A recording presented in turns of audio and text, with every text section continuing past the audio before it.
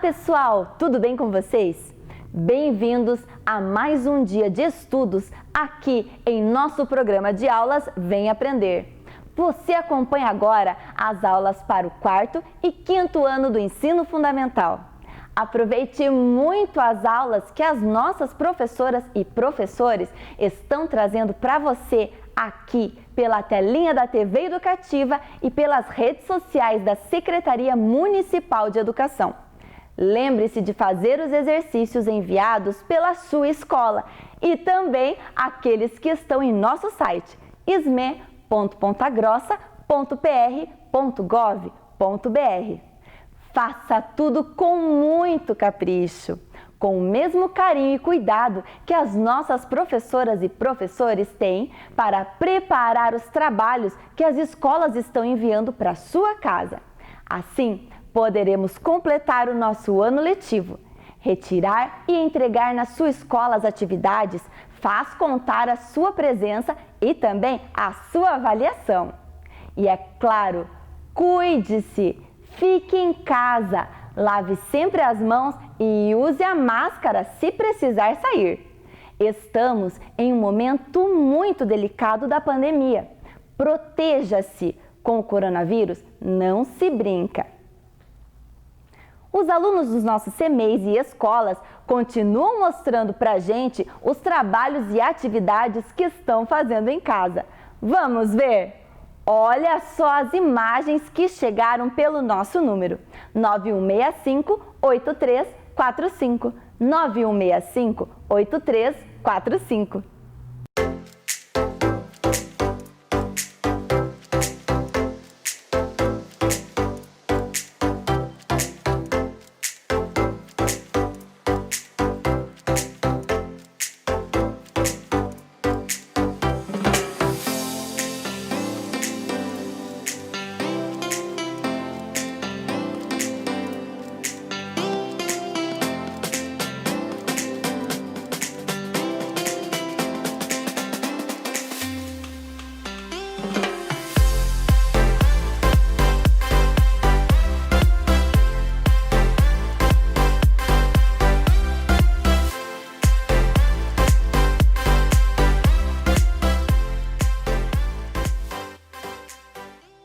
Muito bem, pessoal! Continuem assim, lendo muito e estudando com a gente. A leitura é também uma importante companhia nesses dias que estamos em casa. Ela abre a nossa mente e alimenta a nossa imaginação. Agora, a sua sala de aula é aqui, na tela da TV Educativa de Ponta Grossa. É hora de estudar. Estão preparados? Então, vamos começar! Fique agora com as aulas do 4º e do 5º ano do ensino fundamental. Vem aí, língua portuguesa. Olá, crianças! Eu sou a professora Maria Rosa, lá da Escola Aldo Bonde, e estarei essa semana com vocês para nossas aulas de língua portuguesa. Eu vou dar um tempinho para vocês organizarem todo o material. Vamos pegar lá nosso lápis, nossa borracha, nosso caderno e também, quem já retirou na escola, o material de apoio que nós estaremos utilizando para resolver as atividades, certo? Lá em seu caderno, registre a data de hoje, o seu nome completo e aula de língua portuguesa. Qual será o nosso objetivo da aula de hoje? Vamos reconhecer as cantigas como canções populares que fazem parte da nossa cultura, certo? Então esse será o nosso objetivo de hoje. E agora vocês vão ouvir com o nosso pessoal de musicalização a cantiga O Cravo e a Rosa.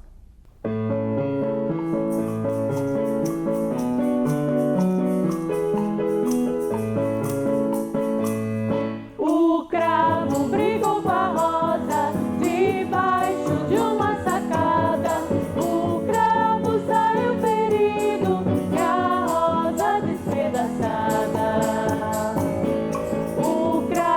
ficou doente,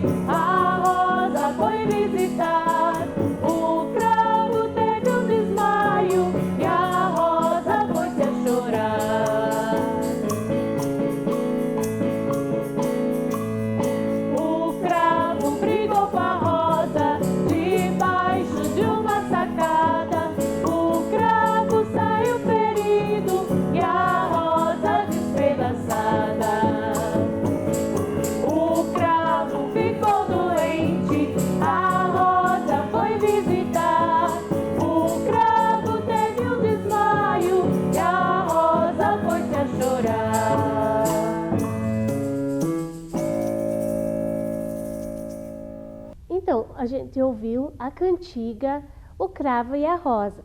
Agora vamos explorar um pouco a letra dessa nossa cantiga? O cravo e a rosa. O cravo brigou com a rosa debaixo de uma sacada. O cravo saiu ferido e a rosa despedaçada. O cravo ficou doente. A rosa foi visitar. O cravo teve um desmaio e a rosa pôs-se a chorar. A rosa fez serenata. O cravo foi espiar. E as flores fizeram festa, porque eles vão se casar. Certo, crianças? Então agora vamos observar aqui qual é o título da nossa cantiga. O título da nossa cantiga é O Cravo e a Rosa. Vocês percebem que ele tem um espaço ali? Por que será que tem um espaço entre o título e o texto? Para dar ênfase, né, ao título, para chamar a atenção. Quando a gente olha o título de um texto, a gente já começa a imaginar sobre o que ele vai falar, né? No nosso caso aqui de hoje, a cantiga O Cravo e a Rosa. A gente já sabe que são duas flores, né? E vai ser sobre isso a nossa cantiga. Aí lá, o cravo brigou com a rosa. Cada uma dessas frases são frases curtas que nós chamamos de versos. Os versos compõem a estrofe. Aqui no caso, temos 3 estrofes nessa cantiga, certo? Então, cada verso vai se juntando até formar a nossa estrofe. Tem 1, 2, 3 estrofes na nossa cantiga de hoje, certo? Então, como eu já falei, nosso gênero textual que iremos trabalhar durante essa semana será cantigas de roda. E como eu já falei lá na nossa leitura, no nosso texto, os elementos que compõem esse gênero textual são o título, os versos, que são as frases curtas, e as estrofes, que são formadas pelo conjunto de versos, certo? E vamos relembrar algumas informações, né, sobre esse gênero textual que a gente estará estudando durante essa semana, a cantiga de roda. Cantigas ou cantigas de roda é um tipo de canção popularmente ligada à brincadeira de roda. Fazem parte do nosso folclore. Agora, no mês de agosto, vocês vão estar estudando bastante sobre o nosso folclore, né? Mas hoje a gente já vai falar um pouquinho sobre isso, né? Nas nossas cantigas. Geralmente apresentam letras fáceis de memorizar, com rimas, repetições, fazendo então da cantiga uma brincadeira.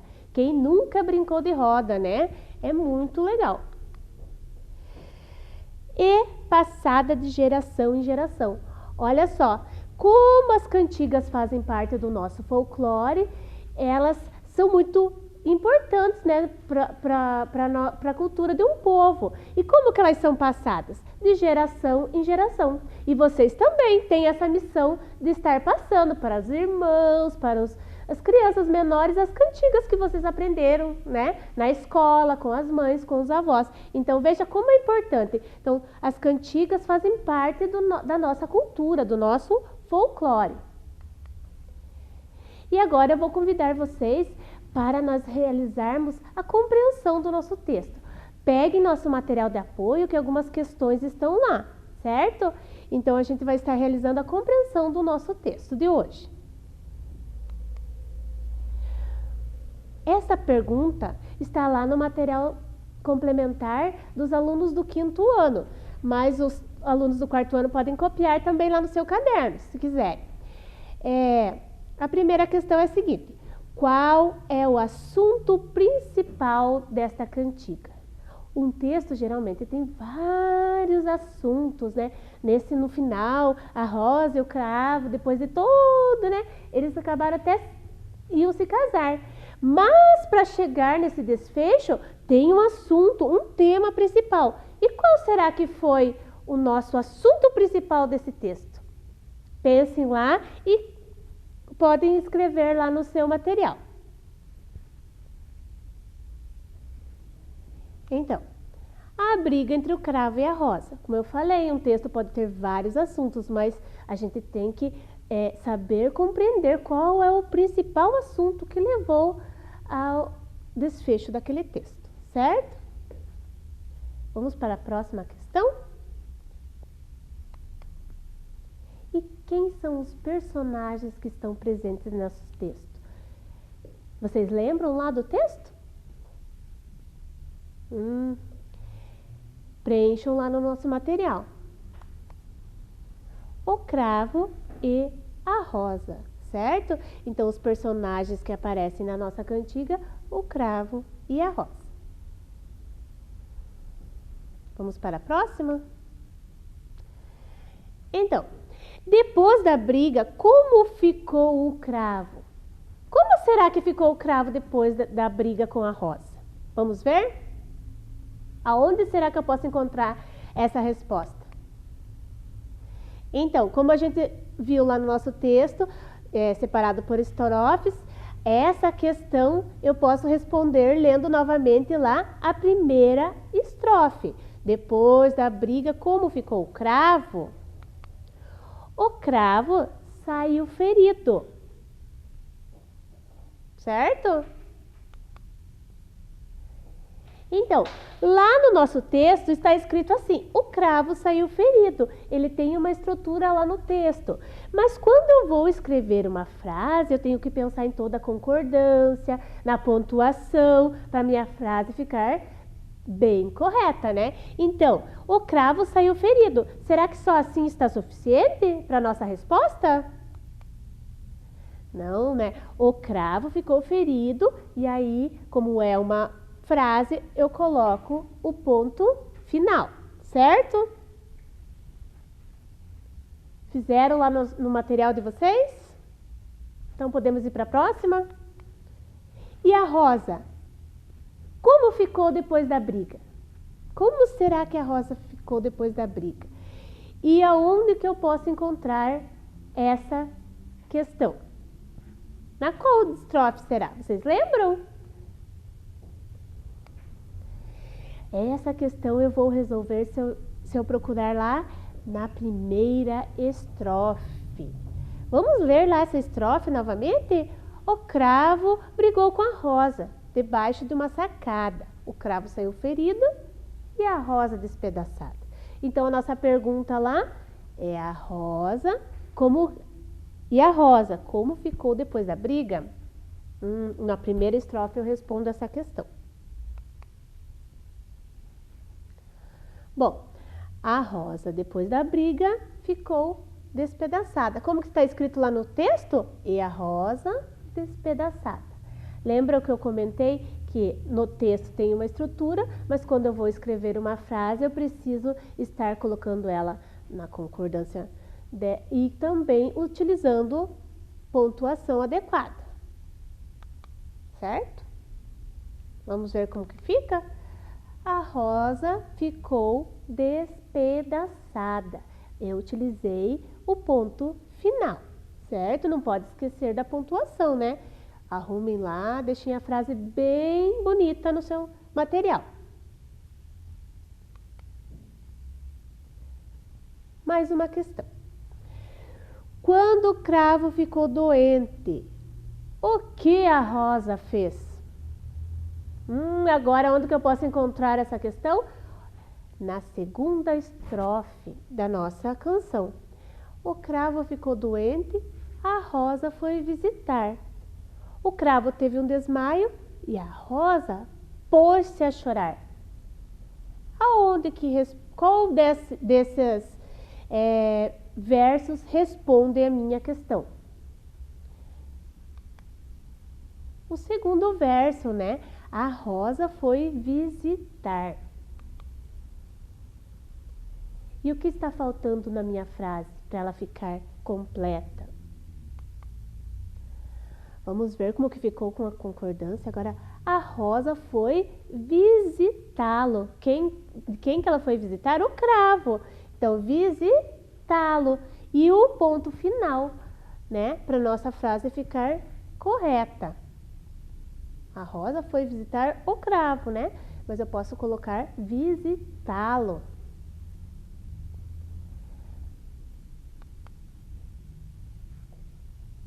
Próxima questão aqui. Qual foi a atitude da Rosa ao ver o cravo tendo um desmaio? Aonde será que eu encontro essa questão? Sim, lá na segunda estrofe, não é? Vocês lembram? Recordam? Vamos ler novamente? O cravo ficou doente. A Rosa foi visitar. O cravo teve um desmaio e a Rosa pôs-se a chorar. Certo? Então, depois do desmaio do cravo, a Rosa pôs-se a chorar. Certo? Vocês responderam lá no material? Como que fica a frase corretamente? Vamos ver? Ela quem? Ela, a Rosa, porque a pergunta foi qual foi a atitude da Rosa? O ela corresponde a Rosa, certo? Então, quem pôs-se a chorar? A Rosa. Eu posso mudar para ela, né? Então, eu tenho que pensar sempre na estrutura da minha frase e na pontuação.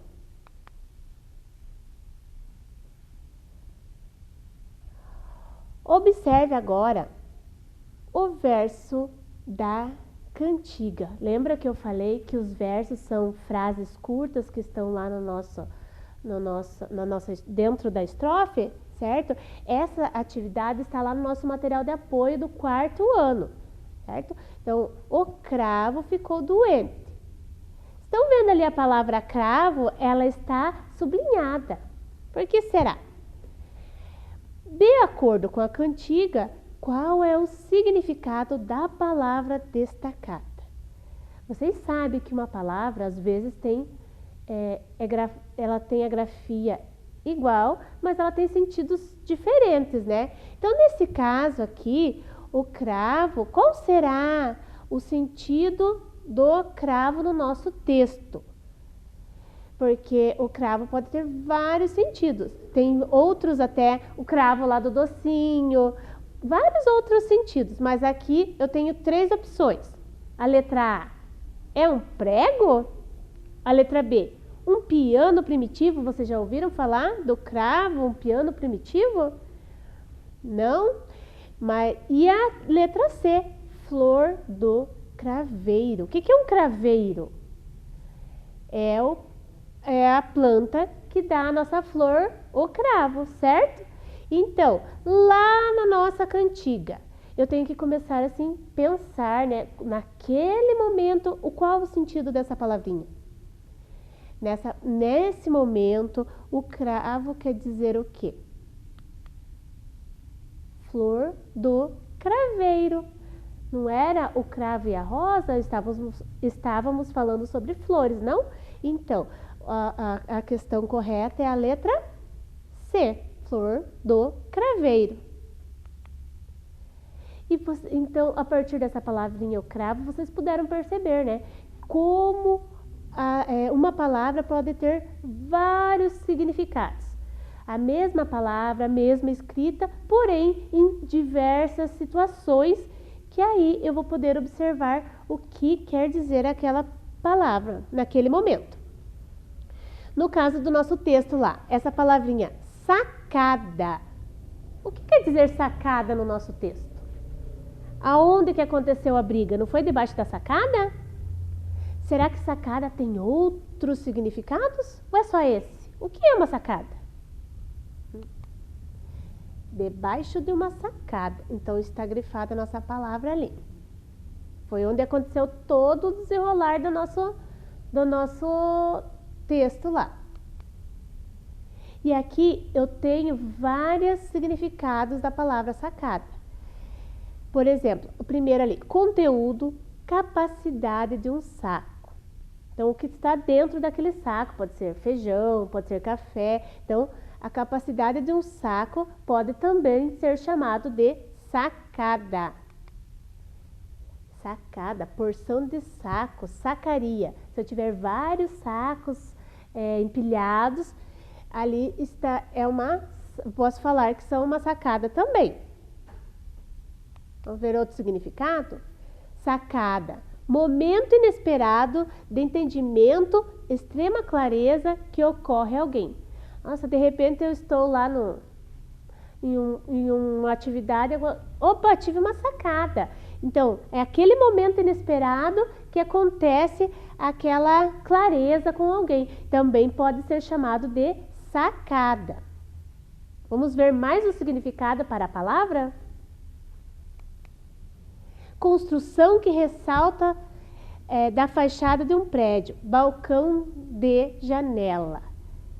Então, no nosso texto, qual será desses significados que a palavra sacada tem? Debaixo de uma sacada. Então, a gente viu todos esses significados para a mesma palavra. E sacada como construção de prédio e balcão é o que está, vamos ver se é essa que está lá no nosso texto, né? De acordo com a cantiga, qual o significado da palavra destacada? Letra A, momento inesperado de entendimento ou extrema clareza que ocorre a alguém? Será? Não, né? Construção que ressalta da fachada de um prédio, balcão de janela? Ou conteúdo, capacidade de um saco? Estávamos falando disso no nosso texto? Então, a resposta correta, letra B, construção que ressalta da fachada de um prédio, balcão de janela. Então, na janela, lá, muitas casas têm, né, a sacada, ou então no prédio tem a sacada que as pessoas podem ficar, né? Então, sacada aqui como construção, é esse o sentido que está no nosso texto. E agora, lá no nosso material de apoio, vocês vão estar escolhendo um significado para a palavra sacada e vão escrever uma bela frase e depois a professora de vocês irá corrigi-la. E aí vocês vão escolher, vão pensar no que vocês querem escrever. Dependendo do assunto, vocês vão utilizar o sentido da palavra. Olha uma sacada aqui de um prédio, de um sobrado, vocês estão vendo ali? Então, ali é uma sacada. Como eu falei para vocês, sacaria, vários sacos empilhados, referente a vários sacos, também eu posso falar sacada.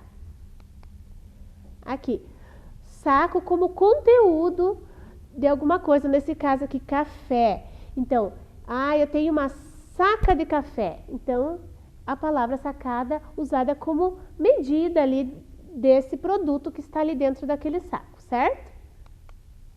Uma boa sacada. Eu tive uma ideia legal, eu tive uma reflexão legal, então eu posso falar, eu tive uma boa sacada. E tem mais uma sugestão para vocês aqui. Vocês já ouviram falar no esporte, nesse esporte aqui? Então, é tênis, né? E aí, o que a gente... o atleta ali, ele está falando, a grande sacada, ele realizou um movimento que se chama saque. Então, a grande sacada da vida dele ali, ó, como o tênis mudou a minha vida, a grande sacada. Então, eles fizeram essa união ali da palavra com essa imagem aqui, certo? Então, temos aqui cinco ideias para vocês. Sacada como ali do prédio, sacada como sacaria, como medida, como ideia e aqui, ó, no esporte também pode ser utilizado. Então, caprichem lá na frase, façam uma frase bem bonita, pensando no significado que vocês querem utilizar e aí mandem lá para a professora de vocês uma frase bem legal. Não esquecendo da concordância, do ponto final e assim por diante, certo? Fiquem bem e até a nossa próxima aula na quarta-feira. Oi, criançada, tudo bem? Eu me chamo Patrícia, eu sou professora da Rede Municipal lá em Guaragi e eu também sou contadora de histórias. E hoje eu vim aqui para trazer uma história muito legal para vocês. Porém, essa história é só para crianças muito corajosas. Vocês são corajosos? Não sei não, hein? mas eu vou contar mesmo assim. Eu vou começar agora com esse aqui que é o Pim. Ipirim Pim Pim. E essa história começa assim. Era uma vez uma pobre mulher que morava bem longe, além das estradas cobertas de poeira. E ela tinha 7 filhos. Segunda-feira, terça-feira, quarta-feira, quinta-feira, sexta-feira, sábado e domingo. Todos os dias, antes que a mãe saísse de casa, as crianças ajudavam nos afazeres domésticos. E as crianças ajudavam, eles varriam a casa, eles lavavam a louça, eles ajudavam a mãe em tudo. Um dia, depois que eles já tinham terminado, a mãe disse para eles: já que vocês são crianças tão boazinhas, podem pedir o que quiserem, que eu trago para vocês do mercado. As crianças ficaram radiantes e cada uma sabia exatamente o que queria. Segunda-feira, queria um pedaço de manteiga. Terça-feira, queria um canivete, que é como se fosse uma faca pequenininha. Quarta-feira, queria um jarro de louça. Quinta-feira, queria um pote de mel. Sexta-feira, queria um pouco de sal. Ele achava que a comida da mãe tinha pouco sal. Sábado, queria bolachas. E domingo, queria uma tigela de pudim. Mas era pudim de ovo. Eu não gosto de pudim de ovo, mas domingo era super guloso e adorava. A mãe, então, pegou uma cesta bem grande e se despediu das crianças com um conselho: não deixem nenhum estranho entrar e nem cheguem perto do fogo. E assim que eu sair, tranquem a porta. Ela deu abraços e beijos nas crianças, se despediu e seguiu o seu caminho até o mercado. Quando ela chegou no mercado, ela estava despreocupada e as crianças em casa brincavam, sem saber o que vinha pela estrada. Pela estrada, descendo, puxando uma pesada carroça, vinha uma bruxa muito malvada. E essa bruxa era a bruxa Salomé. E ela tinha acabado de perder o seu pé e estava muito brava.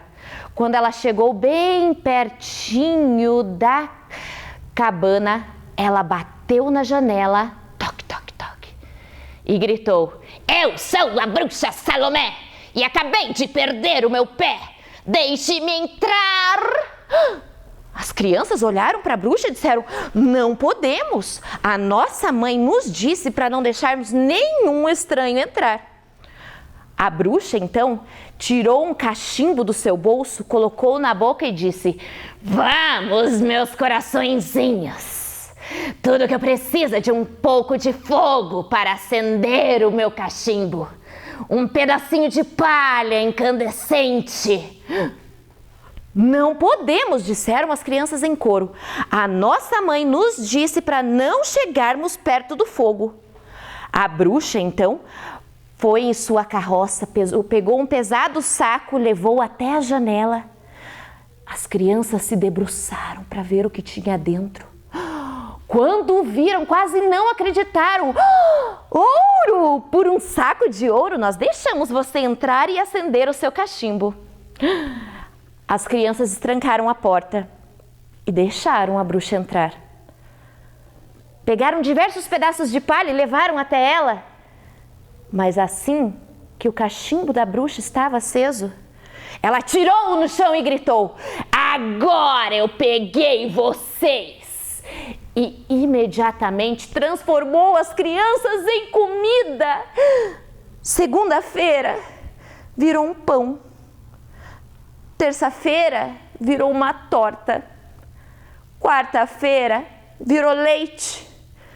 Quinta-feira virou mingau de aveia. Sexta-feira, virou um peixe assado. Domingo, virou costela assada. E sábado, virou um queijo.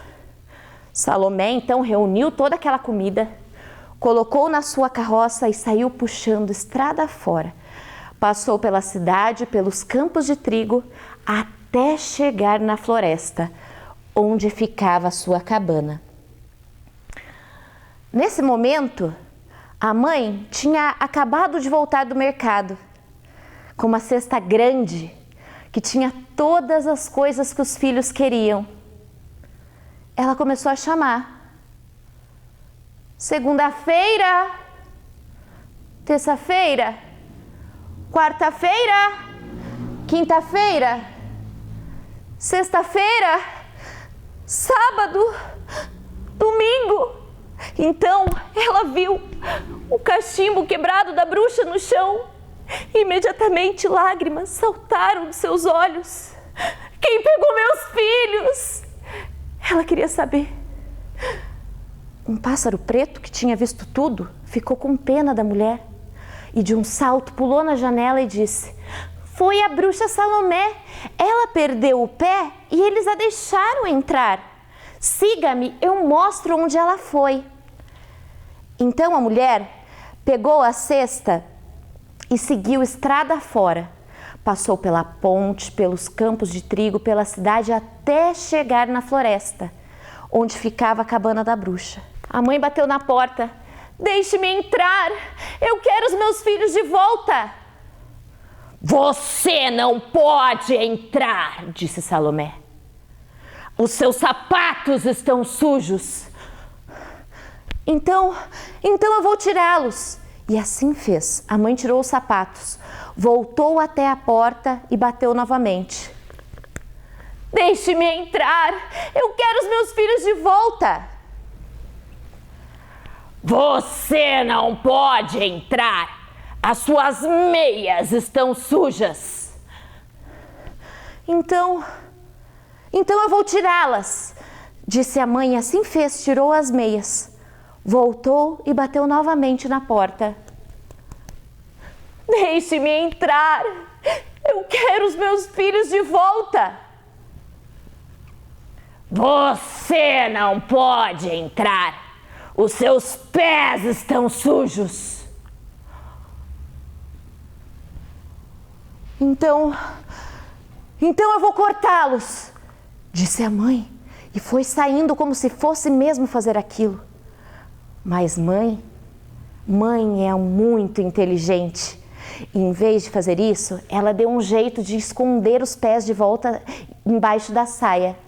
Foi de joelhos até a cabana da bruxa e bateu novamente na porta. Deixe-me entrar, eu quero os meus filhos de volta. Salomé olhou para baixo, achou que a mãe tinha realmente cortado os pés e a deixou entrar. Assim que a mãe entrou, ainda de joelhos, Salomé apontou para uma mesa e disse: aqui estão seus filhos, e você tem que adivinhar quem é quem. Se você não adivinhar, eu vou comê-los no jantar, e você só tem uma chance. A mãe, então, olhou para a mesa, olhou para a cesta que ela tinha. Dentro daquela cesta estavam todas as coisas que os filhos queriam e agora eles nunca iam tê-las. Rápido! Meu jantar está esfriando. Então a mãe olhou novamente para a cesta e teve uma ideia. Ela ia descobrir que filho era cada alimento pelas coisas que eles queriam. O pão quer manteiga, então é segunda-feira. Essa torta precisa de uma faca, então é terça-feira. Esse leite precisa de um jarro, então é quarta-feira. Esse mingau de aveia está muito sem graça, precisa de mel, então é quinta-feira. Esse peixe precisa de sal, então é sexta-feira. Esse queijo combina com bolachas. Esse é sábado. E costela assada e pudim de ovo não combinam, mas são a combinação preferida de domingo. Então esse é domingo. Imediatamente, as crianças voltaram a ser o que eram. Abraçaram e beijaram a mãe e festejaram entre si. De um salto, a mãe levantou-se, olhou para a bruxa e disse: "Você vai se arrepender de ter roubado os meus filhos, Salomé. Eu consegui eles de volta e agora eu vou atrás de você." E a mãe começou a correr atrás da bruxa, ao redor da cabana, passou pelos campos de trigo, pela floresta, pela cidade, até chegar na ponte, onde a bruxa Salomé se jogou para dentro do rio e nunca mais foi vista novamente.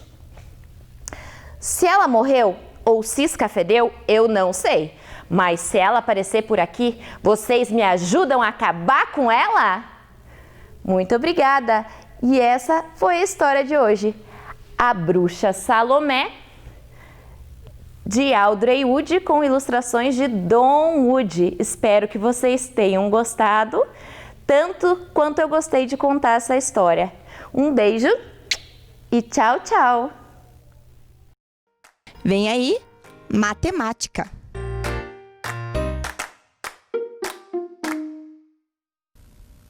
Olá, crianças! Tudo bem com vocês? Olá também para os nossos jovens e adultos aqui da nossa educação municipal.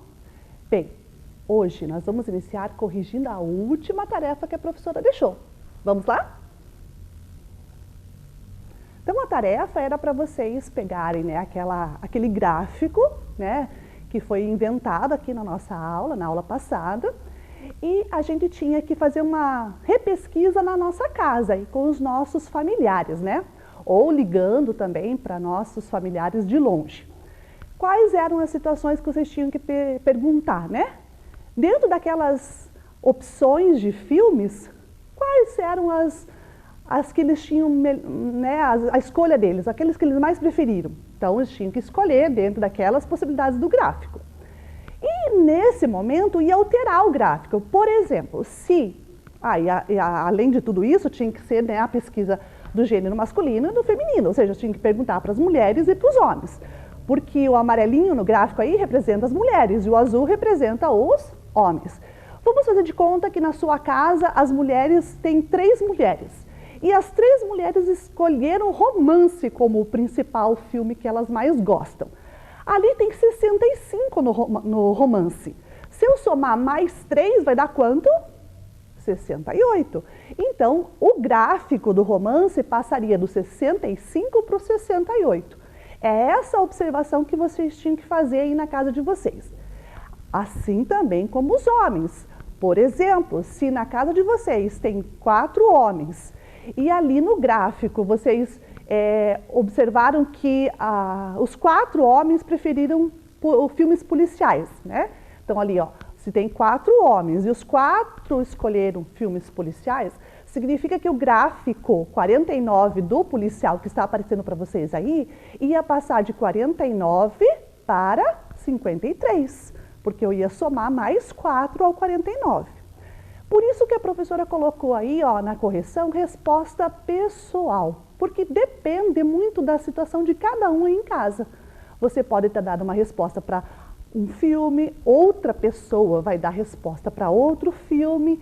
Então aqui, nesse momento da correção, a gente não tem como detalhar com certeza qual foi o filme que vocês escolheram. Por isso que tem ali escrito, ó, resposta pessoal. Mas o importante é que vocês saibam que aqueles números do gráfico iam ser alterados, né? Para mais, por quê? Porque você pediu para o seu familiar dar uma opção para vocês de escolha. E a escolha era dentro daqueles filmes que estavam aparecendo ali, aqueles 7 filmes, né? Tipos de filmes. Ok? Muito bem, então a correção aí já está feita, né? Como eu falei para vocês, resposta pessoal vai diferenciar de um aluno para o outro, então o que você respondeu alterando, né, aquele número do gráfico está valendo, beleza? E hoje, o que a gente vai olhar hoje? Vamos ver aí no nosso objetivo? Hoje nós vamos reconhecer as unidades de medida padrão de volume, né, relacionando-as entre si e em seus resultados de uma medição. Ou seja, nós vamos trabalhar com as unidades de medida de volume, nós vamos conhecer as principais unidades e observar a diferença entre elas. E também, quando a gente expressar o resultado de uma medição, a gente vai colocar essa unidade. Então, a gente vai observar isso também, tá bom? Bem, só para a gente lembrar um pouquinho, lembra na aula que a professora trouxe de volume, lá mais uns dias passados, que a gente tinha que compreender o que significava o volume? Lembra que a professora fez uns empilhamentos aqui com alguns cubos? Né? Então, veja aqui na mesa da professora. Eu coloquei aqui, né, aquela caixinha que a gente fez de conta, que era a caçambinha do caminhão, né? E aqui a professora dispôs, ó, alguns cubos empilhados dentro dessa representação aqui, né? A professora deixou aberto aqui na frente para poder enxergar dentro. Muito bem. Então, veja aqui, se eu, né, fizer aqui o empilhamento completo, colocar aqui, ó, todos os cubos aqui, e aqui o que falta até fechar aqui, ó, na distância, né, da altura, quanto será que ia dar? Então, a gente teria que contar, né? Mas, nesse momento, nós vamos contar apenas o que está aparecendo para a gente. Então, a gente não vai calcular como se fosse tudo, tá? A gente vai ver só o que está aparecendo. Então, ó, 1, 2. Aqui tem um 3. Só que embaixo dele, para ele estar aqui em cima, ó, embaixo tinha que ter outro. Então, aqui eu vou contar 2 vezes. Então, 1, 2, 3, 4. 5, 6, 7, 8, 9, 10. Então, aqui nesta representação, nós temos 10 unidades cúbicas de volume. O volume, lembra que a professora já explicou para vocês, que é o espaço ocupado? Então, nesse momento, aqui dentro está ocupado 10 unidades de volume, tá? Nessa condição que a professora mostrou para vocês. Então, é só para a gente lembrar, né? Vejam aí na telinha de vocês que também vai aparecer aí para a gente dar uma relembrada. Então, a professora tinha mostrado para vocês naquela vez, né, que existe ali 2 empilhamentos, né, o A e o B das caixas. Lembram? Nós tínhamos 9 metros cúbicos na primeira, 10 metros cúbicos na segunda. E a gente, né, conclui com tudo isso que volume é a medida do espaço ocupado por um corpo ou um objeto. Muito bem, então isso é só para a gente fazer uma relembrada, né? Fazer uma recordação lá do que a gente já estudou aqui na aula sobre volume. Bem, e hoje nós vamos trabalhar com essa ideia das unidades para compreender as unidades e ver onde a gente usa essas unidades de medida de volume e quais são elas. Mas para isso a professora trouxe uma situação problema. Vamos ver ainda na telinha? Então, o nosso problema diz assim, ó, na conta de água da Elizabeth está marcado o consumo total do mês em 8 metros cúbicos. O que significa isso em se tratando de medida de volume? Muito bem, então vejam aqui. Nós apresentamos para vocês uma conta de água aqui da nossa cidade, né? No nosso estado aqui do Paraná, a gente tem uma empresa que atende, né, ao saneamento. E aí nos ajuda aí, tem na nossa casa aí a água justamente por causa dessa empresa, que se chama Sanepar. Então todo mundo já conhece, né? Então a conta de água que chega na sua casa, que chega na minha casa, é uma conta de água que está lá os números, né? Tem um monte de números lá que indicam quais são o consumo, né, da nossa família durante aquele período que está sendo feita a leitura, né, do consumo da água. Então aqui a professora trouxe para vocês um recorte aqui de uma conta de água, né, está toda vazia, ela está só representando aqui por números para indicar o que significa cada um. Então ali, né, no número 19, aqui, é nesse lugarzinho aqui que vai aparecer o consumo de água da sua casa. É nesse lugar que vai estar escrito lá, 2, 4, 8, 10, 20, né, 30. Dependendo de quanto que você consumiu, é nesse número que está escrito 19 que vai aparecer, né, a conta do consumo de água da sua casa. E a gente vai observar que na nossa conta, esse número ele vem com uma medida, né, um registro de uma medida. E se a gente observar bem de pertinho na nossa conta, a gente vai observar o registro dessa medida. Olhem lá. Então aqui nós temos, né, o consumo. Olha lá o que está escrito do lado do consumo, da palavra consumo. Estão observando o que está escrito do lado? Isso, olha lá, M e um 3zinho, né? Significa o que esse M 3zinho? Significa metro cúbico. Então, quando a gente vai escrever, né, o metro cúbico, a gente faz assim. Ali na conta de água está o 3 bem grande, né, do lado do M, mas normalmente não é assim. A gente faz a representação cúbica assim, ó. Né? M, e aqui em cima do M, né, na pontinha aqui do lado esquerdo superior, a gente coloca o 3 menorzinho do que da letra. O que significa esse 3 aqui, professora? Então, esse 3 significa 3 dimensões. O que significa 3 dimensões? Aqui, ó. Vocês vão observar aqui na nossa caçambinha, que a professora mostrou para vocês no início, que nós temos aqui, ó, a distância da largura é uma dimensão. Do comprimento é outra dimensão. E a altura, essa altura é a terceira dimensão. Por isso que a gente fala 3. 1, 2, 3. Largura, comprimento e altura.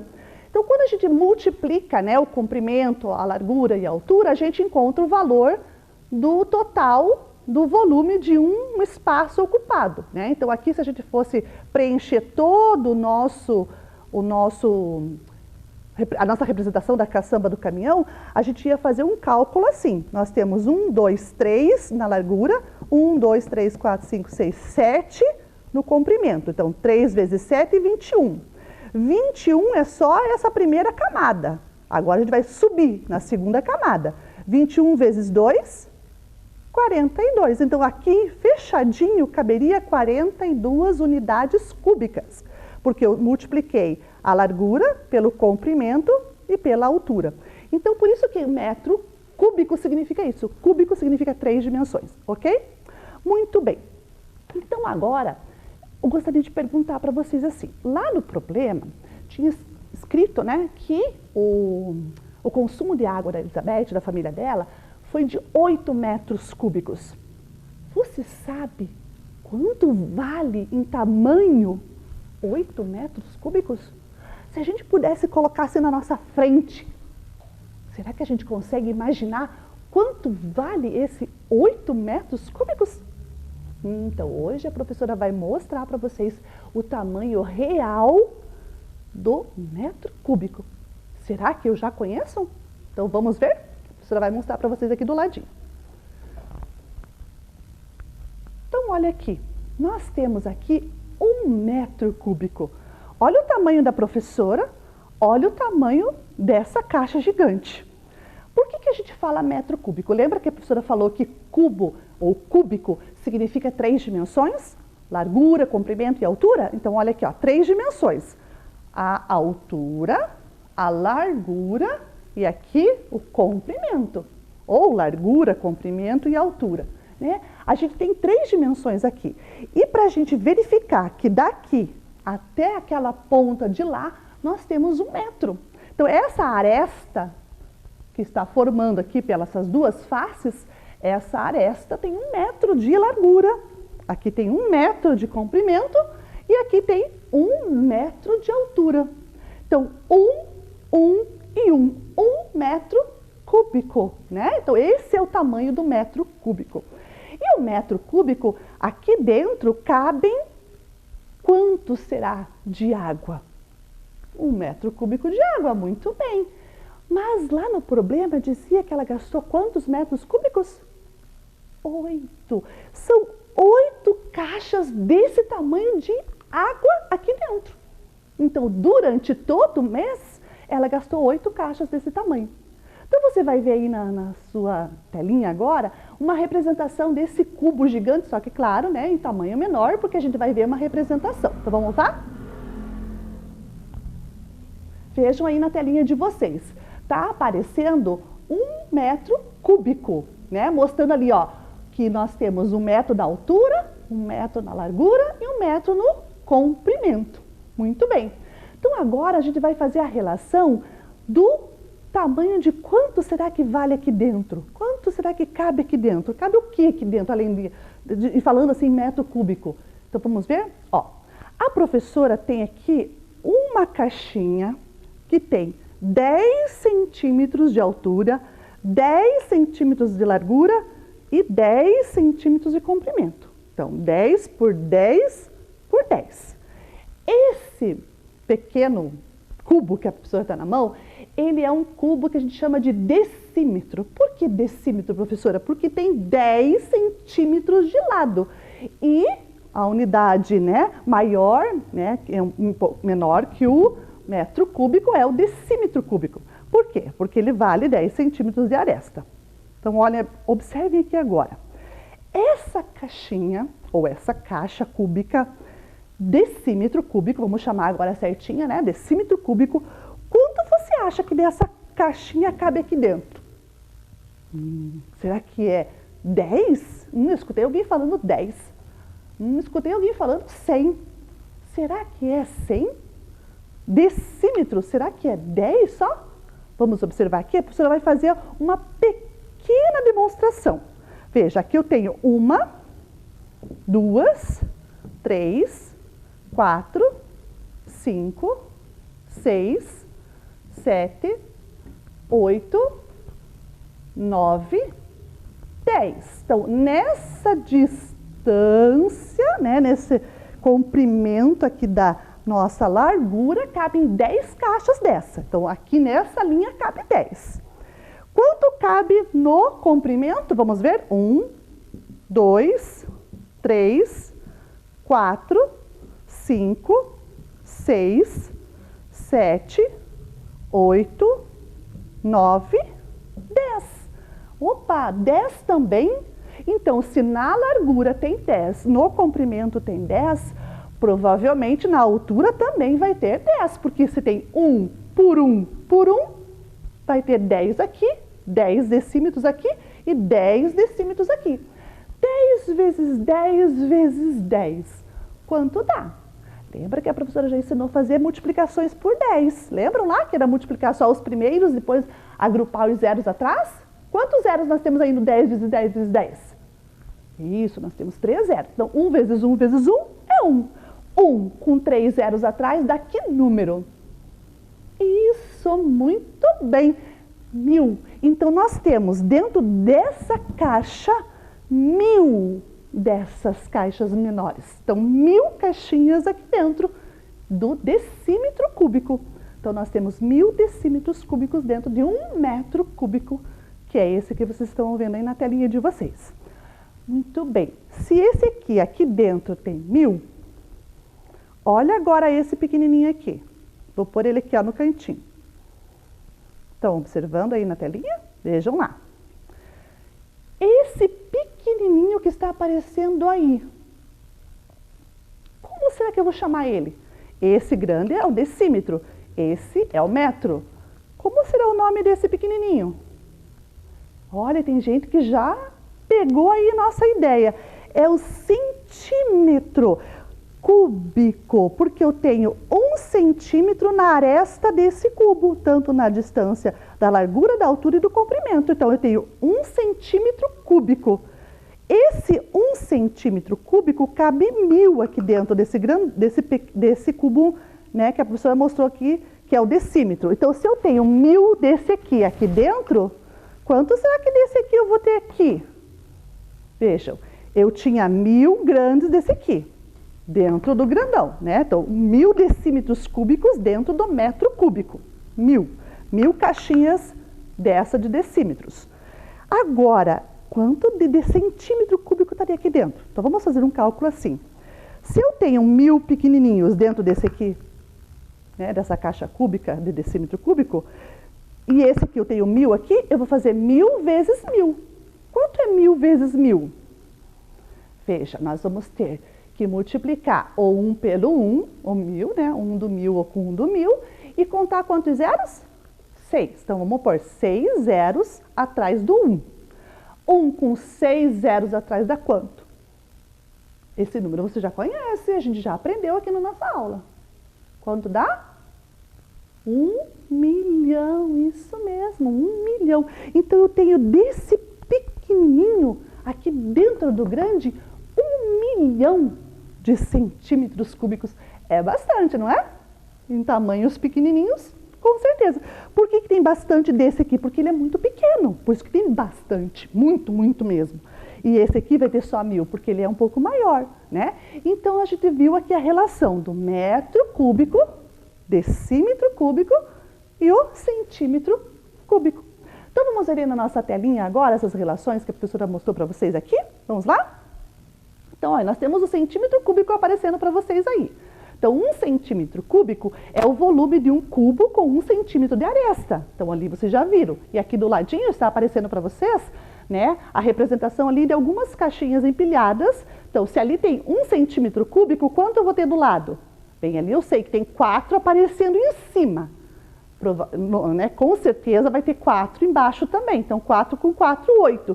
Então, nesse caso, nós temos 8 centímetros cúbicos aparecendo aí na imagem para vocês. Agora vamos ver o decímetro cúbico. Então, o decímetro cúbico é um volume de um cubo de 1 decímetro de aresta. Então, eu já mostrei também aqui para vocês na relação. E aí, do lado, nós temos a representação, né? Por que está escrito 10 centímetros? Porque dentro de 1 decímetro tem 10 centímetros, né? Então, a professora está mostrando a relação do centímetro cúbico dentro do decímetro cúbico para vocês verem. Então, ali nós temos 1 decímetro cúbico ou 1000 centímetros cúbicos, ok? Agora vamos para o metro cúbico. Então, o metro cúbico é essa caixa grande que vocês já ouviram aqui na TV com a professora. E aí está a representação, né, em desenho para vocês saberem. Então, aí tem 1 metro cúbico. Esse 1 metro cúbico vai ter, né, 1 metro de aresta. Então, 1 metro na altura, 1 metro na largura e 1 metro no comprimento. Tá bom? Ok? Muito bem. Então, vejam, essa relação de decímetro cúbico, centímetro cúbico e 1 metro cúbico, a gente tem que entender. Porque algumas coisas a gente vai precisar. Por exemplo, do metro cúbico. O metro cúbico é o mais usado na nossa sociedade para comprar ou para pagar, no caso, a água que a gente usa em casa. A nossa água, ela é, né, recebida, né, e contada lá no nosso consumo como metro cúbico. Mas além da água, a gente compra outras coisas em metro cúbico, como, por exemplo, areia. Quando a gente vai lá fazer, né, o nosso pai, nossa mãe, vai fazer alguma obra na casa e precisa de areia, ela vai lá e compra metro cúbico de areia. Então, seria também a mesma situação aqui. 1 metro cúbico de areia seria essa caixona, essa caixa gigante aqui, de 1 metro cúbico cheio de areia. Se eu quero 2, 3, 4, vai ser também a mesma situação. Uma caixa dessa, 2, 3, 4 e assim quantas eu quiser, ok? Vamos voltar na nossa telinha agora para a gente observar a nossa relação ali do metro, da condição, né, do decímetro com metro cúbico. Então, veja aí na imagem, está aparecendo para vocês a representação dos decímetros dentro de uma caixa cúbica vazada, né? Está aparecendo só as arestas para a gente e ali os cubinhos ou os cubos de decímetro cúbico dentro dela. Vejam, ali no chão dessa caixa nós temos 1 metro por 1 metro, né? E nós temos ali então 100 decímetros cúbicos, porque nós temos 10 vezes 10 decímetros, que dá 100 decímetros. E no caso aqui nosso vai ser cúbico, porque a gente está trabalhando com unidades cúbicas. Então, ali nós temos 100 decímetros cúbicos. E na altura, a gente vai ter a base mais 9, né, mais 9 decímetros cúbicos. Então, nós temos 10 na altura também. Então, se a gente for enchendo essa caixa com os decímetros cúbicos, a gente vai encontrar o metro cúbico. E aí, do ladinho, está aparecendo para vocês as relações. Ó. Dentro de 1 metro cúbico, cabem quantos decímetros cúbicos? Bem, se em 1 metro temos 10 decímetros, 1 metro vale igual a 10 decímetros. Então, nas 3 dimensões da caixa de 1 metro de aresta, nós teremos 10 vezes 10 vezes 10, que é igual a 1000. Né? O volume é dado pela multiplicação ali das dimensões, a professora já explicou para vocês.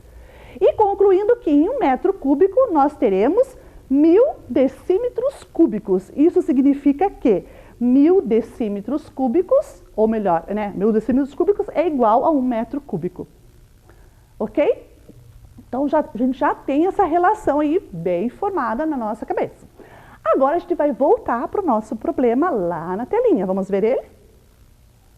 Então, o problema tinha lá, né, que a conta de água da casa da Elizabeth tinha sido cobrada com 8 metros cúbicos, né? Significa que, então, que a família da Elizabeth consumiu 8 caixas cúbicas de 1 metro de aresta, igual aquela que vocês viram aqui na telinha com a professora. E essas 8 caixas equivalem, né, o que a gente diz, 8.000 litros de água. Mas, professora, você está usando 8.000 litros e está falando em decímetro e metro cúbico? Como pode isso? Existe alguma relação entre o litro e os metros cúbicos? Sim, existe. Então agora a gente vai ver aqui na nossa mesa o que significa essa relação. Quando a professora falou metro cúbico, decímetro cúbico e fala ainda que 8 caixas daquele tamanho do metro cúbico valem 8.000 litros, o que isso significa? Então vamos ver aqui. Ó. Na mesa da professora eu tenho aqui um cubo, né? Deixa eu mostrar aqui para fora para vocês verem primeiro. Um cubo de 10 de aresta, né? Em nas dimensões tem 10 centímetros. Então esse cubo aqui, ele é o cubo que a gente chama de decímetro cúbico. Aqui dentro é que vai valer 10 por 10 por 10. Por que aqui dentro, professora? Porque vejam aqui, a professora vai levantar um pouquinho para vocês verem. Olha ali, ó, não tem uma espessura o vidro? Tem, né? Olha aí, é bem pequenininho. Se a gente pudesse medir, diríamos que daria uns 3 ou 4 milímetros, ou até 5, né? Dependendo, teria que medir com a régua. Mas aqui nós temos uma espessura. Essa espessura não pode estar dentro, então ela tem que ficar para fora daquele tamanho que a professora fala dos 10. Então, 10 está aqui dentro, ó. Aqui dentro nós temos 10 centímetros, tá? Porque é aqui dentro que a gente vai fazer a comparação agora. E o que a professora vai comparar? A professora vai comparar essa relação do decímetro cúbico com o litro. Quanto você acha? Vocês acham que, aqui eu vou pôr um prato embaixo só para não molhar aqui a mesa. Vocês acham que essa garrafa aqui, ó, que a professora está aqui do lado, ali tem 1 litro, tá? Essa garrafa é exatamente 1 litro. Ali está aparecendo o nome, né? A professora cobriu um pouquinho, mas 1 litro. Então aqui nós temos 1 litro de água. Você acha que esse litro de água cabe dentro dessa caixa? O que vocês acham? Será que cabe? Bem, vamos ver, né?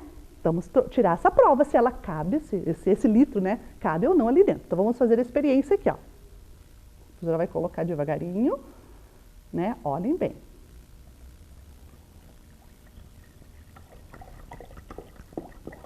Olha, devagarzinho nós estamos colocando a água aqui dentro.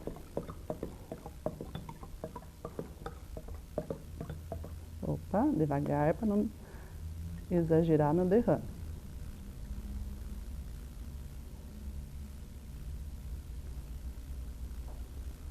Olá! O que aconteceu, professora? Viram como dá certinho 1 litro dentro de 1 decímetro cúbico? Então, significa que 1 decímetro cúbico vale 1 litro. Muito bem, olha a curiosidade que a professora trouxe para vocês.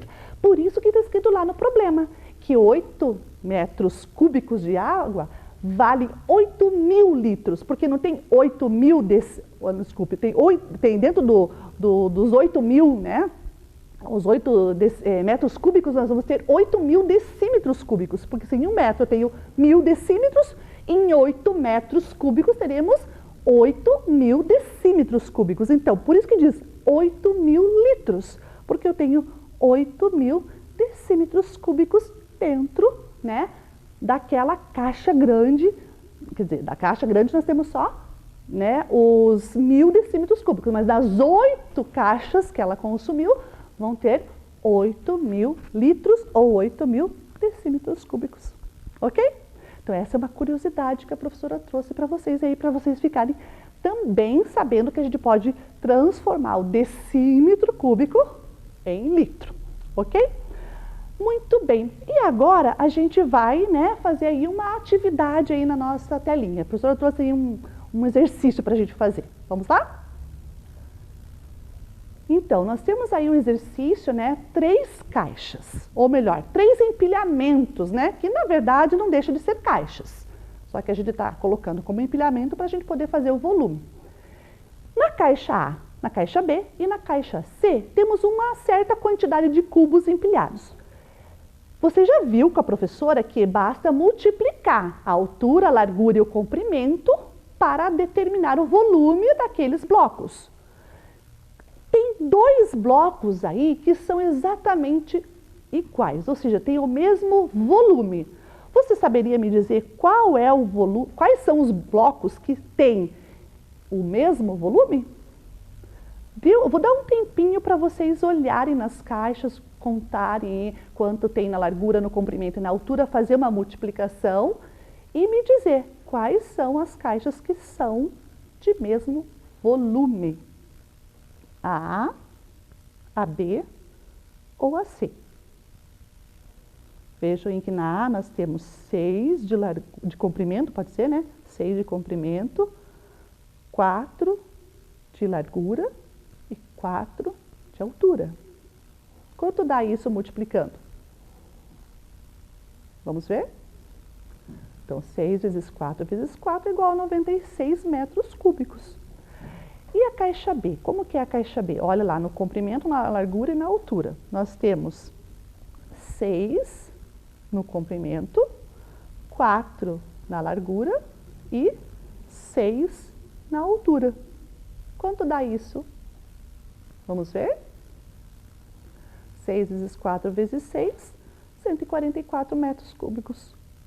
E olhando para a caixa C, nós vemos que ela tem 6 de comprimento, 8 de largura e 2 de altura. Multiplicando tudo isso, quanto dá? Vamos ver? 96, porque 6 vezes 8 vezes 2 é igual a 96 metros cúbicos. Então, quais são as 2 caixas que são exatamente iguais nos metros cúbicos? Muito bem, a letra A e a letra C, que tem o mesmo volume. Então, vocês viram aí que nesse caso que a professora trouxe do exercício para vocês, dessa atividade, a gente tem contando, né, os blocos. A gente contou quantos blocos na largura, na altura, no comprimento e multiplicou. Porque a gente não conseguia contar todos eles porque tinha alguns blocos escondidos ali no meio, né? Então, para a gente descobrir o quanto tem no empilhamento total, a gente tem que fazer essa multiplicação, né? É a multiplicação que a gente chama de multiplicação do princípio da contagem. Eu vou contar quantos tem ali dentro pela indicação das 3 dimensões, multiplicando largura, altura e comprimento, né? Então, isso fica bem claro para vocês. Só que nesse exercício já estava aparecendo o bloco, né? A gente contou e apareceu. Mas e quando tiver, assim, professor, um desenho, que eu tenho que calcular o volume, né? E não tiver os blocos empilhados? Se eu quisesse saber quanto tem de volume num certo determinado objeto, né? Ou determinada situação ali de qualquer recipiente, eu preciso saber o volume ocupado, né, pelo que está ali dentro. Como eu faria se eu não tenho empilhamento visível? Então, a gente vai aprender também a fazer o cálculo do volume, né, pela unidade que está sendo estabelecida. Nessa unidade que a gente viu agora passada no exercício era metro cúbico, porque cada cubinho daquele no empilhamento valia 1 metro cúbico. Mas a gente tem outras unidades, como centímetro cúbico, decímetro cúbico, né? Então, a gente tem que aprender a olhar para a unidade e poder fazer as referências de acordo com a unidade, tá bom? Então, vamos ver lá agora uma atividade para vocês verem como é que a gente calcula isso. Então, lá nós temos a caixa A e a caixa B. Vejam que agora não tem empilhamento. Estão vendo que não tem nada empilhado ali dentro? Só tem a dimensão marcada, isso mesmo. Nós temos os centímetros marcados na largura, no comprimento e na altura. Como que a gente vai descobrir o volume total dessa caixa? Se a gente fosse encher essa caixa de coisas ali, de algum líquido ou de algum material, né? Areia, pedra, qualquer coisa. Como que eu ia fazer para descobrir o valor total se não tem empilhado agora, professora? Agora a gente vai fazer a multiplicação dos números que estão aparecendo nas dimensões. Como que eu vou fazer ali? Ó, 3 vezes 5 vezes 2. Então, eu vou multiplicar o 3 vezes o 5 vezes o 2. Vamos ver quanto dá? 3 vezes 5 vezes 2, 30 centímetros cúbicos. Por que centímetros, professora? Porque olha ali, ó, a unidade que está aparecendo ali agora. É centímetro, não é mais metro. E na caixa B a mesma coisa. Ó, multiplicando 4 vezes 5 vezes 3, eu vou ter 60 centímetros cúbicos. Então vejam, essa unidade aí agora é centímetro, porque a professora mostrou para vocês aí no exercício que a unidade que está ali do lado, né, dos números, né, a unidade é centímetro, não é mais um metro. A gente vai fazer os cálculos agora pelos centímetros, ok? Ficou fácil? Entenderam como é que a gente calcula o volume de um objeto? Então a gente calcula assim, fazendo a multiplicação da altura pela largura pelo comprimento, tá? E todos os objetos que a gente faz esse tipo de multiplicação são objetos de sólidos, né? Vocês estão vendo aí que esses dois aí que estão fazendo para vocês são sólidos geométricos, são paralelepípedos, né? Eles têm uma altura, uma largura e um comprimento porque eles mostram, né, aí a vazão de um sólido. Esse é o paralelepípedo, quase parecido com o cubo, né? Mas não é cubo porque as dimensões são diferentes. Para ser cubo, todas as dimensões têm que ser do mesmo tamanho, ok? Muito bem, então aí, né, a gente fez dois exercícios, um com empilhamento, outro sem empilhamento, só com a multiplicação dos valores das dimensões. Feito? Bem, então tudo isso que a gente aprendeu hoje foi para vocês compreenderem essas questões das unidades, né, de medida de volume e fazer essas comparações entre elas. A gente só fez aqui umas transformações rápidas ali na caixa para vocês entenderem quanto caberia dentro do metro cúbico, ou decímetro e centímetro. Mas a nossa intenção hoje não é fazer transformações de medidas, é compreender a ideia de quanto vale esse metro cúbico, quanto vale esse decímetro cúbico e quanto vale esse centímetro cúbico, para a gente ter a ideia, né, das dimensões dos objetos que a gente vai medir, né? Então agora a gente vai fazer uma sistematização de tudo isso, vamos ver? Então, sistematizando as nossas ideias, veja ali, a professora trouxe mais ou menos as três unidades, fazendo uma referência ali pela altura e pelo tamanho, né, de uma referência do corpo humano. Então, o centímetro cúbico, olha, cabe na palma da mão, é bem pequenininho. O decímetro cúbico já é maior, ele cabe também na palma da mão, mas ele ocupa maior espaço na nossa mão, né? A gente tem que abrir bem a mão, enquanto que o centímetro cabe ali bem no centro da nossa mão.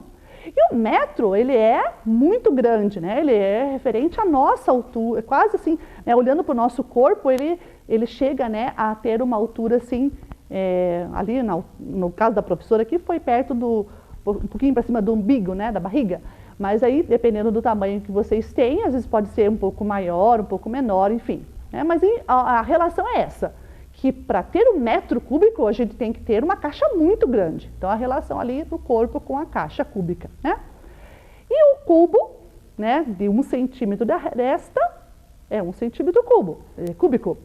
O cubo de 10 centímetros de aresta ou 1 decímetro de aresta vale 1 decímetro cúbico. E o cubo de 1 metro de aresta vale 1 metro cúbico. Né? E as unidades mais utilizadas para indicar os volumes são o metro cúbico. Por que é o metro cúbico? Porque ele é o mais usado. Mas isso não significa que a gente não possa medir coisas com decímetros cúbicos e com centímetros cúbicos. Ok? Então ficou aí fechada a nossa ideia. E tudo isso que a gente aprendeu foi para chegar no objetivo da nossa aula. Vocês lembram qual era o nosso objetivo? Qual era? Vamos ver aí na telinha? Reconhecer as unidades de medida padrão de volume, relacionando-as entre si e em resultados de uma medição. Então foi isso que a gente fez. A gente olhou para as unidades de medida de volume, a gente fez uma comparação breve entre elas, a gente trouxe uma curiosidade aqui, né, a mais na nossa aula, para vocês entenderem a relação do litro com o decímetro cúbico, mas a gente fez tudo isso para que você entendesse que existem essas unidades de medida de volume e que elas estão aí, e que a mais usada é o metro cúbico, ok?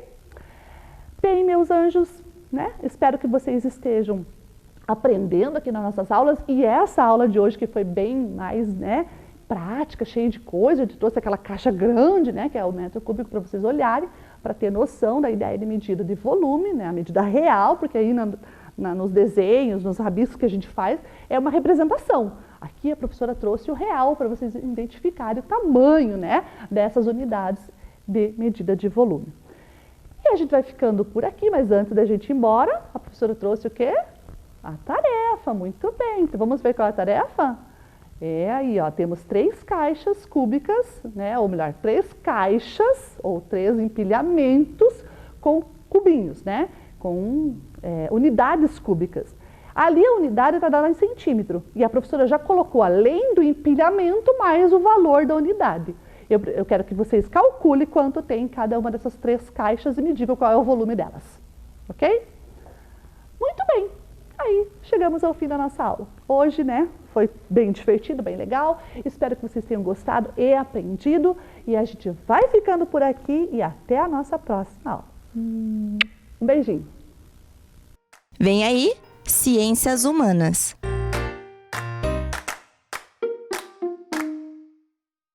Olá, crianças, tudo bem?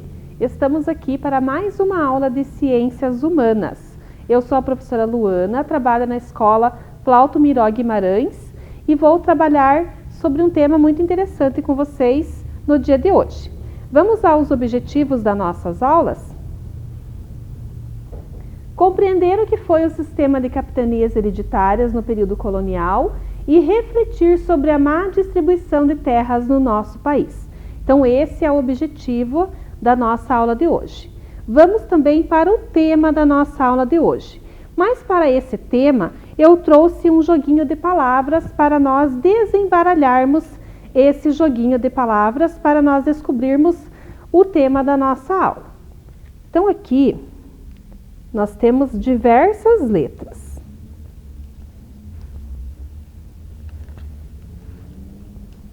O tema da nossa aula já estava lá no início do objetivo. Observem as imagens. O que vocês podem deduzir das imagens que nós temos aqui?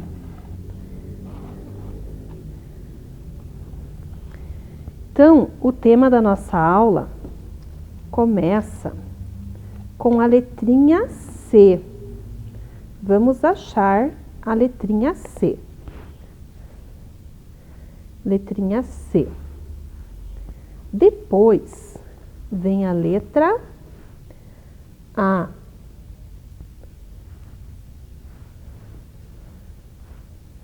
Letrinha P. Letra I. Letra T.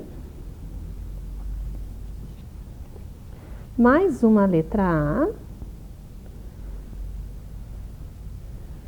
E agora, qual letra será que vai?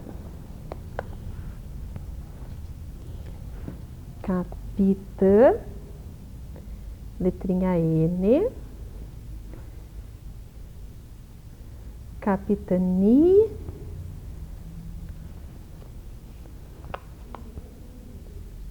Ah, tá faltando uma letra. Qual letra será que é? Letra S. Capitanias. Capitanias o que mesmo? Vocês já estudaram sobre isso.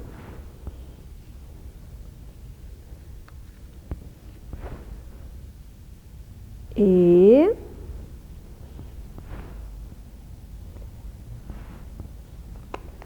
letrinha E. Ere. Letra D. Heredi.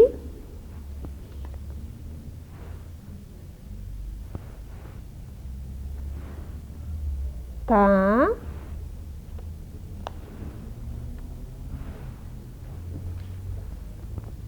Depois do R vem o I.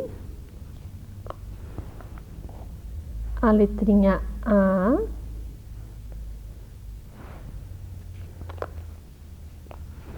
Capitanias hereditárias. Então, esse é o tema da nossa aula de hoje. É o tema que nós vamos estudar na nossa aula de hoje. Então, sobre as capitanias hereditárias. O que eram as capitanias hereditárias? Então, o tema da nossa aula de hoje são as capitanias hereditárias. O que eram essas capitanias hereditárias? Nós já tivemos uma aula sobre a época da colonização, mas nós não falamos especificamente sobre as capitanias hereditárias. E achamos importante comentar sobre o que eram esse sistema na época colonial. Então, as capitanias hereditárias eram um sistema de administração implementado pela coroa portuguesa, mais precisamente por Dom João III, no Brasil de 1534 até 1549. Então, essas capitanias hereditárias foram as divisões de terras que Portugal fez com a Espanha na época da colonização. E essas divisões tinham essa denominação de capitanias hereditárias. O que eram essas capitanias? Então, era um sistema de administração de terras com privatização da ocupação e exploração dos territórios coloniais, entrega de vastas áreas de terras aos nobres ou da pequena nobreza que tinham relação com a coroa portuguesa. Então, essas terras eram entregues somente às pessoas que tinham convivência e tinham contato com as pessoas da coroa portuguesa, que eram as pessoas que tinham nomes, que tinham nobreza, que tinham dinheiro naquela época. Então, essas pessoas eram responsáveis por cuidar dessas terras.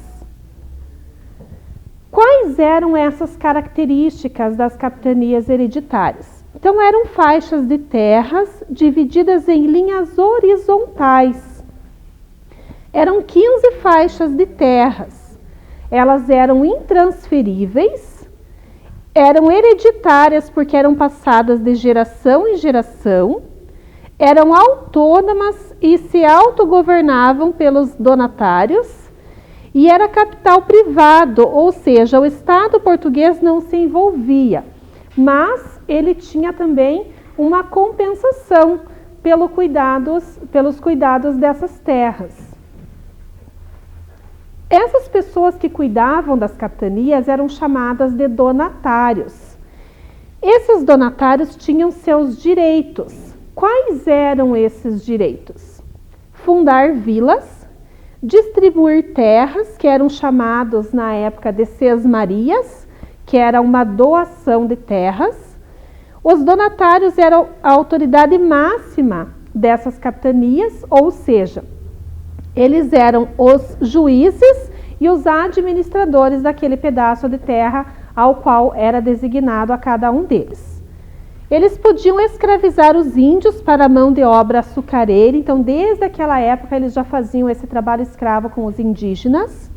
E eles tinham também o direito de explorar o pau-brasil, além de que 5% de tudo que era explorado pelas outras pessoas que faziam parte dessa divisão e dessa doação das sesmarias, produziam também nas terras. Então 5% do que eles produziam também iam para esses donatários. Mas esses donatários também tinham deveres. Quais eram esses deveres? O recolhimento de impostos, 10% de tudo que era produzido, a busca de metais preciosos, que era chamado de 1/5, a proteção e a defesa do litoral e principalmente manter o monopólio da coroa portuguesa. Então, eles tinham que designar tudo aquilo que era produzido nas terras brasileiras, eles tinham que enviar para os portugueses. Então, os portugueses e o pessoal que era responsável pela coroa portuguesa era quem recebia tudo aquilo que era destinado a Portugal. Então, tudo que eles produziam nas terras brasileiras era enviado para eles lá. Pensando nisso, nós trouxemos um mapa das capitanias hereditárias que a professora vai montar para vocês estarem observando quais são essas faixas de terra, para que vocês possam estar acompanhando essa montagem do nosso mapa.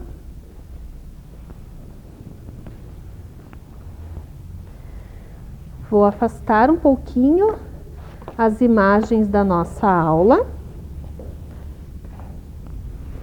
para que nós possamos montar o nosso mapa.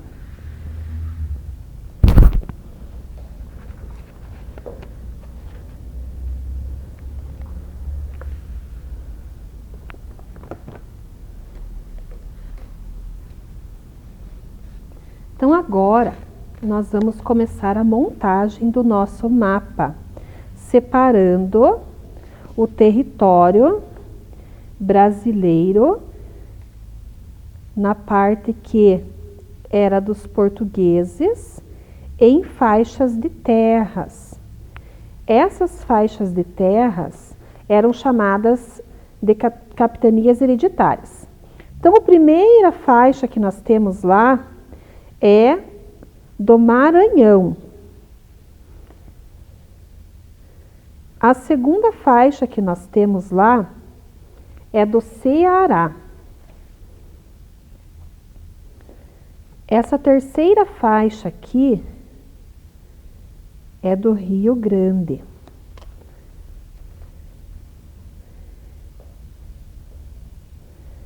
Essa faixa número 4 da Paraíba.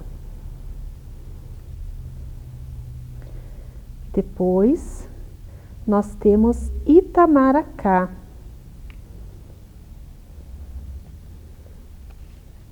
Logo em seguida, Pernambuco.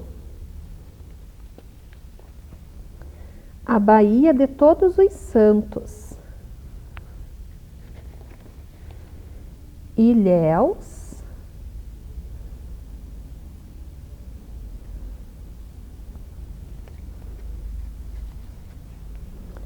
Porto Seguro. Espírito Santo. A capitania de São Tomé.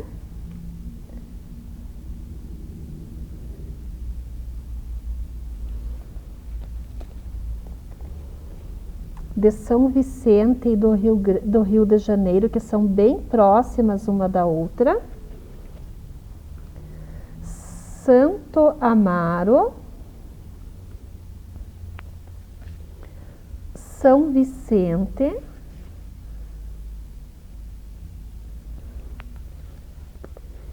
E por último, de Santana. Então, essas são as nossas capitanias. Aqui por cima delas, vou recolocar o Oceano Atlântico para que fique melhor visualizado no nosso mapa. Então, essas são as nossas capitanias hereditárias e elas são partes das terras brasileiras e as suas divisões. Então, quando os portugueses vieram para o Brasil e começaram a colonizar o nosso Brasil e as nossas terras, eles separaram em faixas territoriais. E essas faixas eram chamadas de capitanias hereditárias. Então, essas são as nossas 15 capitanias. Mas apenas 2 delas deram certo. 2 capitanias delas deram certo. O que acontece com essas capitanias? Então, a maioria delas não produzia aquilo que era necessário, não conseguiam fazer a produção e estar enviando tudo aquilo que o governo português desejava das nossas terras brasileiras. Então, apenas 2 deram certo. Vamos ver qual das capitanias que deram certo e o porquê que elas deram certo? Então, 2 capitanias de sucesso. A de São Vicente e também a capitania de Pernambuco. Então, elas têm um motivo pelo qual elas deram certo. Vamos observar qual foi o motivo que fizeram essas capitanias darem certo? Então, apenas 2 se desenvolveram e deram certo, essas capitanias hereditárias. As outras não conseguiam produzir tudo aquilo que era necessário. Então, a capitania de São Vicente era comandada por Martim Afonso de Souza e era chamada de Porto dos Escravos. Mas esses escravos, nessa época, não eram os negros, eram os índios que eram escravizados para a produção açucareira. Então, eles eram vendidos como escravos. Então, os índios que eram livres, quando os portugueses chegaram nas nossas terras, eles começaram a ser presos e escravizados para trabalharem no pesado aqui na produção de açúcar. E também a capitania de Pernambuco, comandada por Duarte Coelho, que se dedicou à plantação e ao cultivo da cana-de-açúcar, bem como à sua venda. Então, essas foram as 2 capitanias hereditárias que deram certo, porque elas tinham esse tipo de cultura. Elas tinham esses 2 donatários que fizeram elas se expandirem. O que causou o fracasso das outras capitanias hereditárias? Então, o Brasil ficava muito longe de Portugal, então, para eles estarem levando daqui do Brasil tudo que era produzido para lá, ficava muito longe, porque as viagens naquela época eram feitas de navios, de barcos, então ficava muito distantes. Os índios lutavam pelas suas terras, então os índios que estavam acostumados a viver aqui no Brasil livremente tiveram que ser escravizados e a trabalhar para os portugueses. Eles começavam a lutar pela posse das suas terras novamente. Não haviam pessoas suficientes para o cultivo da terra, então os índios não queriam estar trabalhando para as pessoas que comandavam as capitanias hereditárias, e também não haviam recursos financeiros, porque o Portugal apenas dividiu as terras brasileiras, mas eles não enviavam recursos de lá para cá para estarem produzindo e fazerem com que essas terras dessem alguma coisa. Mas tudo que era produzido aqui eles tiravam. Tudo que os brasileiros aqui, os indígenas, faziam na época, que era enviado para lá, era enviado diretamente para a coroa portuguesa, mas eles não mandavam recursos de lá para cá, então por isso que as capitanias não deram certo. Mas o lado positivo das capitanias hereditárias, observe no mapa aqui todas as nossas capitanias novamente, é que a maioria das partes do Brasil, do nosso país, foram colonizadas rapidamente. Por quê? Porque as pessoas vinham para cá para trabalhar, e com essa colonização foram fundadas as pequenas vilas, as cidades, e depois foi aumentando e expandindo essa colonização. Então, o lado positivo das capitanias foi que as cidades foram se formando e foram evoluindo. Agora, nós vamos para o nosso jogo de dominó. E para o nosso jogo de dominó, eu vou contar com a participação da professora Célia. Ela já participou de diversas aulas conosco e ela vai entrar mais uma vez para participar da nossa aula e jogar um pouquinho comigo e ajudar a explicar um pouquinho mais o conteúdo da aula de hoje. Então agora, crianças, nós podemos contar com a participação da professora Célia na nossa aula de hoje sobre as capitanias hereditárias. E eu vou comentar uma coisa, gente, muito importante nesse momento de pandemia. Vocês estão observando que a professora Célia está de máscara. A máscara é muito importante para a nossa prevenção e o cuidado com a nossa saúde. Nós sabemos que nós não podemos estar próximos uns dos outros sem estar nos protegendo. Mas, para isso, nós estamos tomando todo o cuidado necessário para passar para vocês também a segurança que nós temos aqui no nosso estúdio de gravação. Agora, nós vamos prestar atenção nas nossas cartas. Eu distribuí para a professora Célia as cartas do nosso dominó das capitanias hereditárias. Então, professora Célia, você está com a carta Coringa. Eu começo, olha aqui, por assim, né? O que são as capitanias hereditárias? Quem será que tá? Vamos procurar. Eu acho que eu vou começar a ganhar já. Eu acho que ele tá comigo. Tá com aqui, você? Sistema de administração que a coroa portuguesa implantou na colônia brasileira no período de 1534 a 1539. Olha aqui, ó. Daí o outro diz assim, ó. Ordenou a divisão do território da colônia em grandes porções de terra, 15 capitanias ou donatárias. Quem será que tá? Quem será que ordenou? Acho que eu vou ganhar de novo lá. Eu acho que, professora, eu acho que esse aqui, ó, Rei Dom João III. Muito bem. Aqui, ó. Ele era conhecido como o Piedoso. Na outra pecinha diz assim, documentos que representavam as bases jurídicas do sistema da capitania hereditária. Documento, vamos ver. É um documento. Documentos, tá ali, então é sinal que são 2 e eu acho que eu tenho, ó, não sei. Será que é esse, professora? Carta de doação e carta foral? Muito bem. Olha lá. As duas cartas que faziam parte das nossas capitanias hereditárias. E elas tinham um porquê. elas eram responsáveis pela doação das terras brasileiras aos nossos donatários. Então, elas eram doadas através dessas cartas. Logo embaixo nós temos os donatários. Quem eram os donatários, professora Selen? Nobres e pessoas de confiança do rei? Acho que é esse, né? Muito bem. Esse mesmo. Aí, ó. Eu acho que eu distribuí errado esse baralho, não é possível. Acho que vou deixar você dando aula a próxima vez, professora Selen.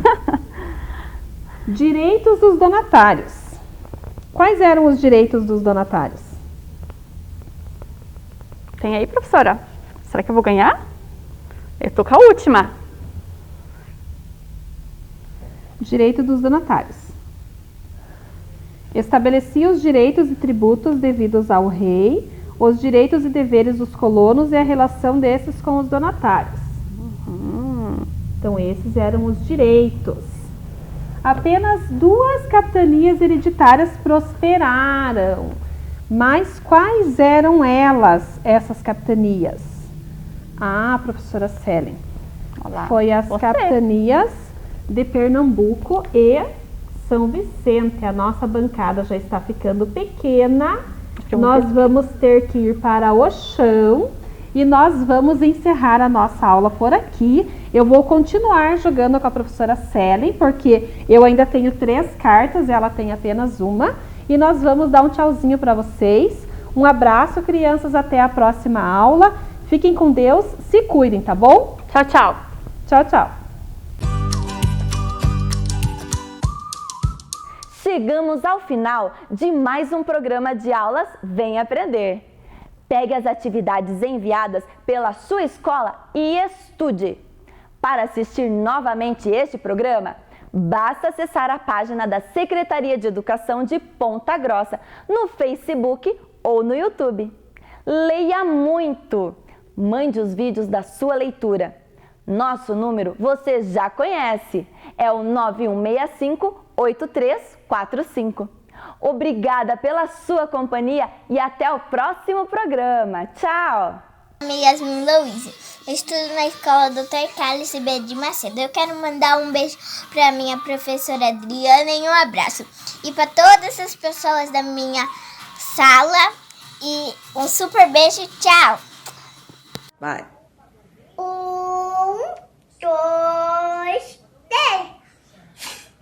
Ê, voou o foguetinho!